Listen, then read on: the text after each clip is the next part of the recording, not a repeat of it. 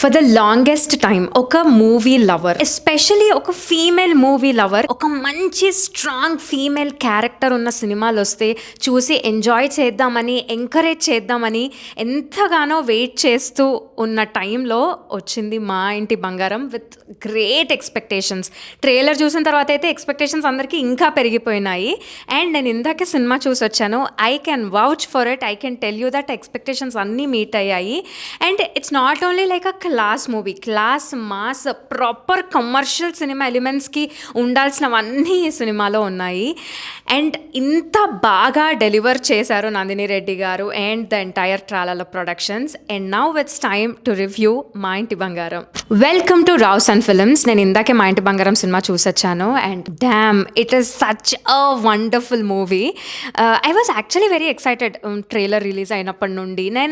నాకు ఎక్కువ ఇంట్రెస్ట్ ఎప్పుడు వచ్చింది అని అంటే మైక్లాస్ విత్ మిరకీ అని ఒక ప్రోగ్రామ్ జరిగింది అండ్ అందులో ప్రమోట్ చేయడానికి ద ఎంటైర్ టీమ్ ఆఫ్ మా ఇంటి బంగారం వచ్చారనమాట. Sam, Nandini Reddy and few characters in the movie.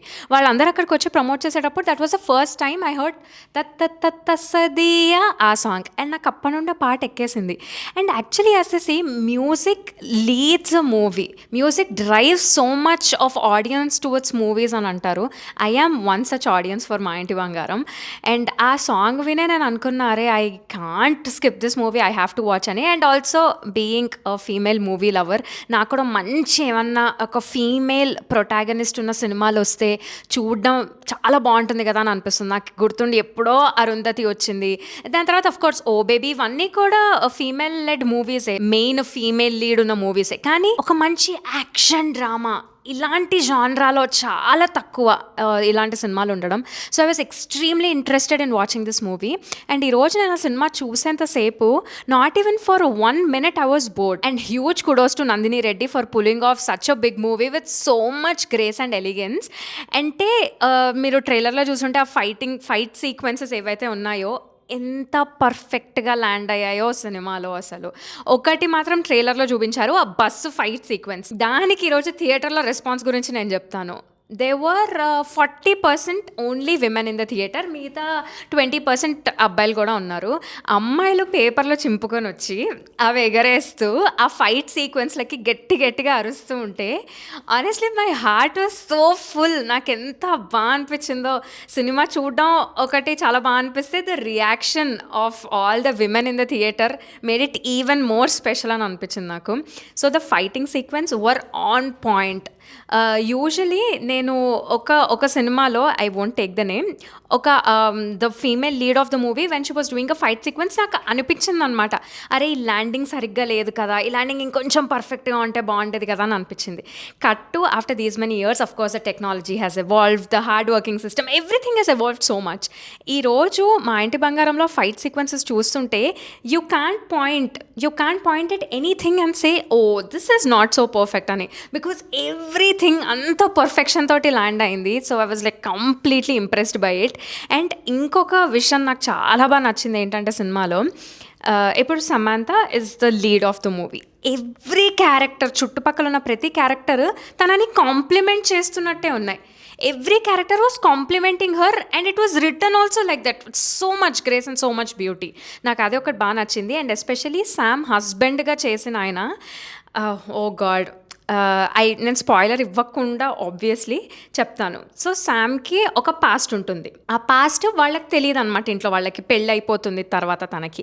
So ఆ పాస్ట్ గురించి తను వాళ్ళ ఇన్లాస్ తోటి, హస్బెండ్ తోటి చెప్పదా, చెప్తే ఎలాంటి సిచ్యువేషన్లో చెప్పాల్సి వస్తుంది, చెప్పిన తర్వాత వాళ్ళు ఎలా రియాక్ట్ అవుతారు, తనకు సపోర్ట్ చేస్తారా లేదా అన్నది స్టోరీ అనమాట.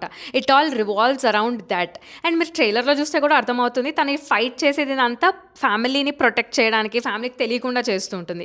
సో ఆ ప్రాసెస్లో what all will she go through అన్నది సినిమా. అండ్ దాని నుండి ఎలా బయటకు వస్తుంది అన్న కాన్సెప్ట్లో ఉంటుందన్నమాట సినిమా అంతా కూడా. సో ఆ ఫ్యామిలీ ఎమోషన్స్ అవన్నీ ఎంత బాగా పండాయో. And I think a great plus point for this movie is Thassadiya song. నాకైతే ఎంత ఎమోషనల్ అయిపోయానంటే నేను ఆ సాంగ్ వస్తున్నప్పుడు, first of all Chinmayi voice has some magic to it. ఆ థియేటర్‌లో ఆ సౌండ్ సిస్టమ్‌లో 'తత్తతదిస్తది' ఆ సాంగ్ వస్తూ ఉంటే and especially the lyrics of the song. అది పెళ్లి సిట్యుయేషన్‌లో అనమాట. వాళ్ళ ఇంట్లో ఒక అమ్మాయి పెళ్లి కూతుర్ని చేస్తూ ఉంటారు. సో, తను ఇట్లా ఎమోషనల్ అవుతూ ఉంటుంది. ఇంకా నాకు పెళ్లయిపోయి నేనెళ్ళిపోతాను అన్న టైంలో, "నువ్వు ఏ ఇంటికెళ్ళినా నువ్వే యువరాణివి" అని ఒక లైన్ ఉంటుంది. Oh boy! It was just so magic. ఆ పాట gets so much life to the movie అని అనిపించింది. So, that is one amazing thing about the movie. And the villain of the movie 'Gulshan Devaiah' he did a fantastic job. నాకు ఒక్కసారిగా 'Shaitaan' movie గుర్తొచ్చింది. 'Jyothika' and 'Ajay Devgn' act చేసింది. అందులో కూడా ఇలాంటి ఒక ఫ్యామిలీ డ్రామాలో ఆ విలన్ వచ్చి ఇట్లా హిప్నోటైజ్ చేసినట్టు మాట్లాడుతూ ఉంటే ఒక రకమైన భయం క్రియేట్ అయిందనమాట. సేమ్ 'గుల్షన్ దేవాయ్' ఈ సినిమాలో విలన్ క్యారెక్టర్‌లో he was so good that will all hate him. అంత బాగా చేశాడు. అండ్ ఎస్పెషల్లీ సెకండ్ హాఫ్‌లో ఒక సీక్వెన్స్ ఉంటుంది which obviously I can't reveal too much. కానీ ఆ సీక్వెన్స్ ఎంత భయమేస్తుందంటే చూసేంత సేపు భయం కూడా కాదు, ఒక డిస్గస్ట్ క్రియేట్ అయిపోతుందనమాట. ఎందుకు ఇలా జరుగుతుంది అని. So, I think that's a win for any villain and also for the character that is return. So, he did a fantastic job in the movie.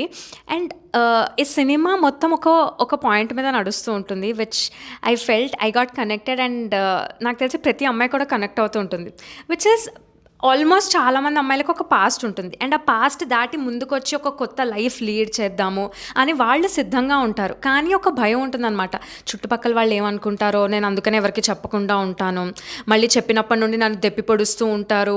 నీకు అలాంటి పాస్ట్ ఉందా, ఎందుకుంది ఇది అది అని. Till all remain silent. కానీ అవి దాటి ముందుకొస్తే, అవి నిజంగా ఒప్పుకుంటే, ఒక మంచి ఫ్యామిలీ ఉంటే ఎలా యాక్సెప్ట్ చేస్తారు, దాని తర్వాత లైఫ్ ఎలా మారుతుంది, ఆ భయాన్ని ఎలా దాటి ముందుకు రావాలి, ముందుకు వచ్చాక ఆ భయం ఎలా ఉండదు, ఆల్ దీస్ నువాన్సెస్ చాలా బ్యూటిఫుల్గా చెప్పారు. And I think that is also one of the reason why చాలామంది అమ్మాయిలు ఈ సినిమాకి బాగా కనెక్ట్ అవుతారు. That is one aspect. I think Nandini Reddy just nailed it with so much perfection. ఎంత బాగా తీశారో. అండ్ ఎమోషన్స్ ఎక్కడ డైల్యూట్ అవ్వలేదు. లాస్ట్లో ఒక మోనోలాగ్ ఉంటుంది సెకండ్ హాఫ్లో. ఆ మోనోలాగ్లో కూడా every dialogue will just hit straight into your hearts. It is so well return.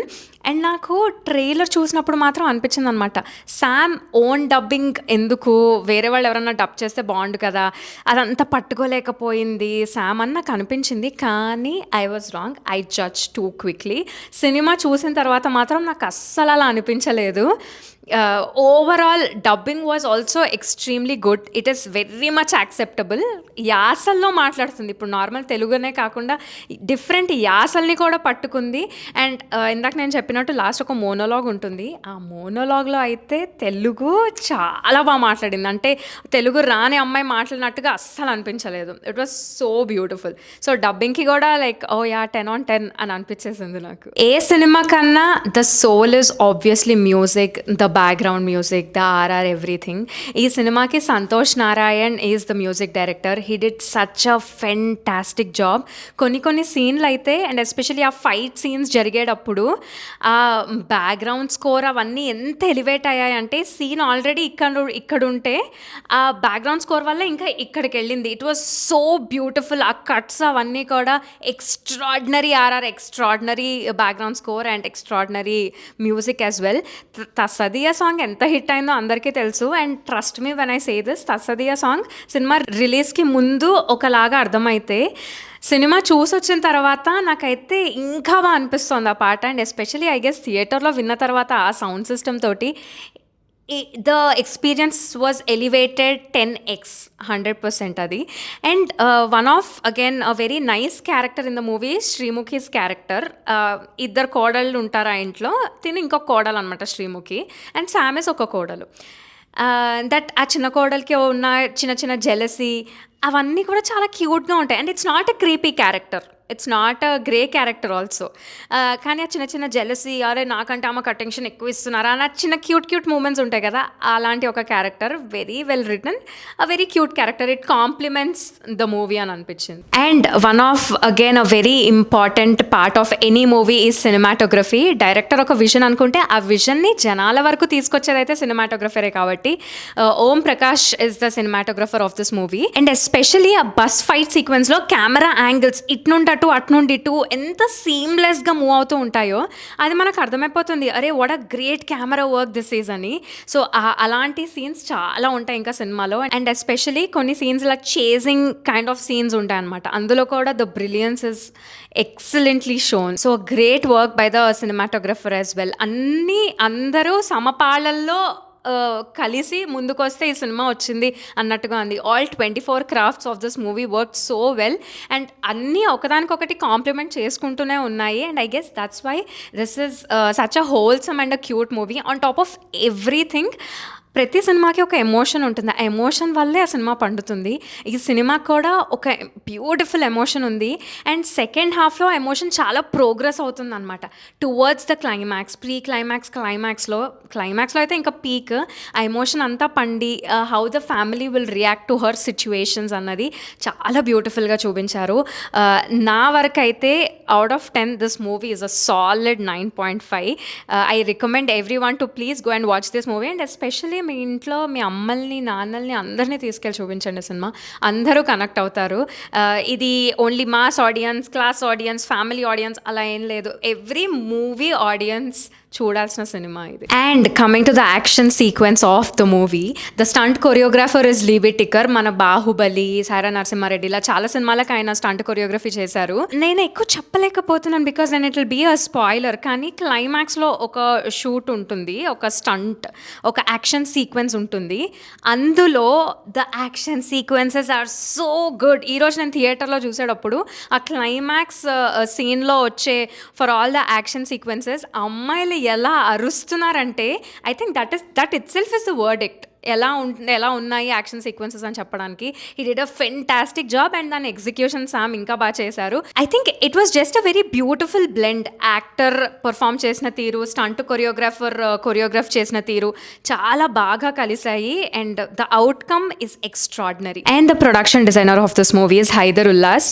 కొన్ని చిన్న డీటెయిలింగ్ ఉంటాయి సినిమాలో. ఆ ఇంటిని చూపించే విధానం కానీ, టెలిఫోన్తో సహా ఇలా డైల్ ప్యాడ్ లాగా ఉంటుంది కదా, ఒక్కొక్కటి తిప్పుకుంటూ ఉంటారు. All those details were really taken care of. And editor of this movie Dharmendra Kakarla garu సినిమాకి కావాల్సినట్టుగా whatever is required only that has been achieved and also given to the movie అని అనిపించింది. A very nice job. And ప్రతి ప్రమోషన్లో Sam చెప్తూనే ఉన్నారు that this is Raj baby అని చెప్పి. మా ఇంటి బంగారం సినిమా, రాజ్ నుడుమూరు గారు.